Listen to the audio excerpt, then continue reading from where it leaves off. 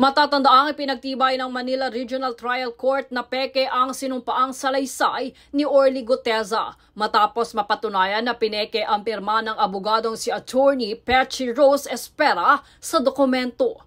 Ayon kay Bicol SAR Representative Terry Ridon, ang desisyon ng korte ay malinaw na tagumpay ng katotohanan laban sa kasinungalingan at nagsiwalat ng sadyang panlilinlang sa mga opisyal na investigasyon. Giit niya hindi ito isang simpleng pagkakamali sa papeles, kundi isang sinadyang pagtatangka upang baluktutin ang katotohanan at sirain ang integridad ng investigasyon sa Senado.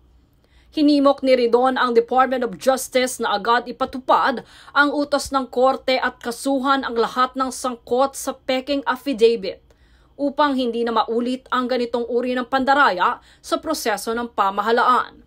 Sinabi rin ng National Bureau of Investigation na handa silang magharap ng ebidensya sa Senado hinggil sa umano'y pamimeke ng lagda sa dokumentong isinumite ni Guteza.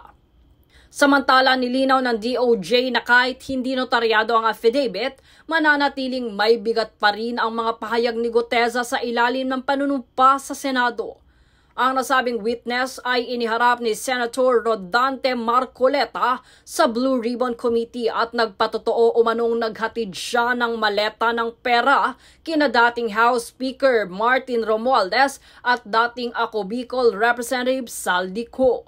Gayunpaman, iginiit ng dating kongresista na si Mike Defensor na hindi mahalaga ang isyu ng notaryo at mas dapat tutukan ang nilalaman ng testimonya ni Guteza.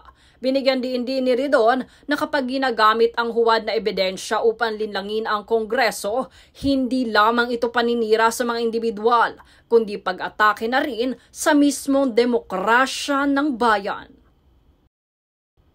Jade Buhoy, nag-uulat para sa Golden Nation Network.